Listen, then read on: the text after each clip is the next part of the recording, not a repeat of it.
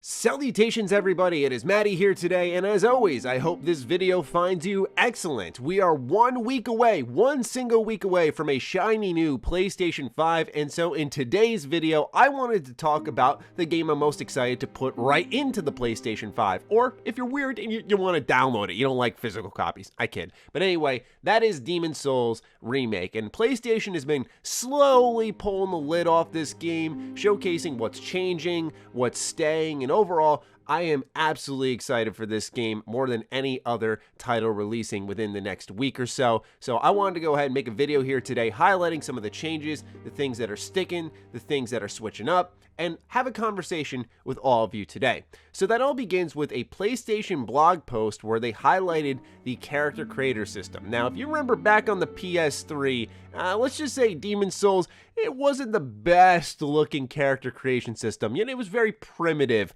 we'll say. This time around, however, when it comes to the remake, it looks fantastic. No one looks like a scary demonic creature anymore. Actual people you can play as. This is huge. You can play as a human in this game. It has been confirmed.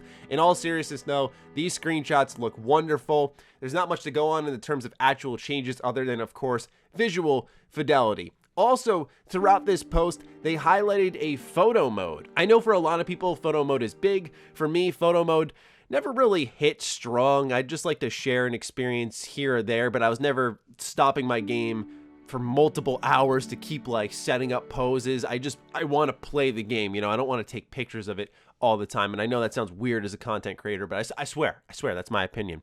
But anyway, photo mode is getting a couple of bells and whistles as well. This is actually new when it comes to Demon's Souls because the original naturally did not have it on the PlayStation 3. And the PlayStation blog writes, in photo mode, you can hide and show weapons and helmets or even turn off the character entirely to capture that iconic scene. Or maybe you'd like to strike a pose or change expression for the ultimate selfie. Of course, you can change the camera settings, zoom in and out, add a film grade, or blur out your friends, which would be mean, apparently.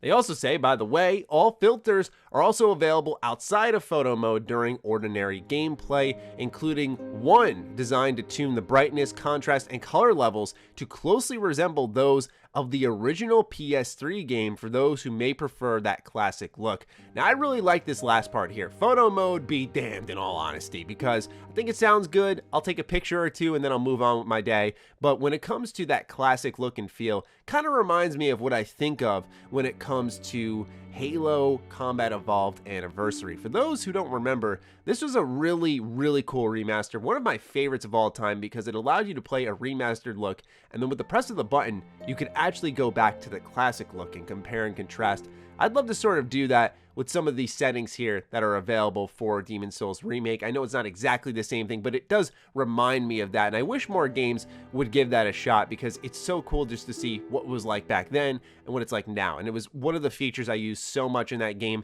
and we really haven't seen it since. Now we got to get on the tech front of things. It was reported by Japanese games website GamesPark that Demon's Souls will not support ray tracing on the PlayStation 5, and even though the remake has significantly increased visual fidelity, as you've already seen throughout this video, and introduced more realistic lighting techniques, ray tracing will not be present. Now, I found this very interesting because it sort of serves as a case study to gauge people's reaction on ray tracing. It's been a big buzzword throughout the entire marketing cycle of next-gen consoles. Ray tracing, ray tracing, ray tracing this, ray tracing that. It's been all over the place. And in my opinion, and this is just my take, right?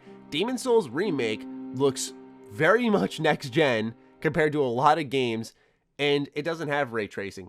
That's not to say that I don't want it, but it goes to show it's not the do or die, make or break type of design decision. This is something that if you have advanced lighting techniques, smart design, you can make your game look as next gen as you would like. But still, I think interesting information that people should be aware of. Now, the Souls genre has always been about difficulty. It's been a point of contention for people since the release of Sekiro, where there's been a large discussion on accessibility settings. We've started to see in games like EA, when they released Star Wars Squadrons, that there was a change in accessibility settings where it comes up first thing before the game even boots up its start menu. Same thing with some recently released Ubisoft titles like Watch Dogs Legion. The second I booted that up for my review, boom, there it was, the accessibility settings.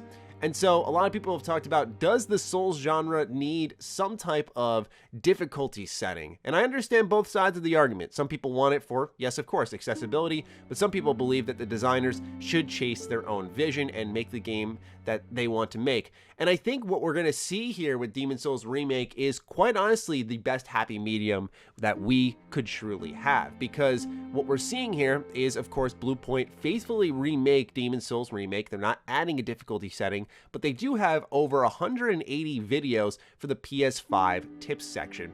Now, for those of you who don't recall, PS5 does introduce its own set of tips and videos and tricks, and we'll see how much other developers use this, because 180 videos, that's no small amount at all, and it'll be interesting to see how much people use them and will developers really invest their time in it.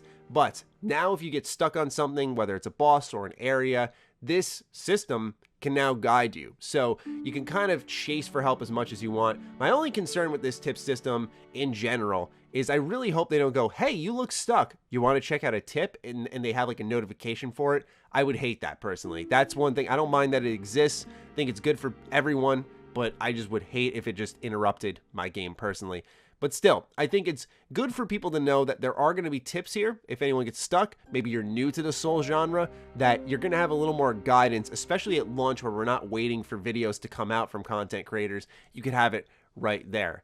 There was lastly an interview with Polygon specifically on the difficulty of Demon's Souls, and here's what was said. Fans of Demon's Souls and its notorious difficulty will be glad to hear in a recent interview with Polygon that creative director Gavin Moore confirmed Demon's Souls will not have difficulty settings added into the game. He says it's true to the original. It's all about learning enemy patterns and learning the environments, knowing in combat when to challenge yourself with that risk and reward combat system.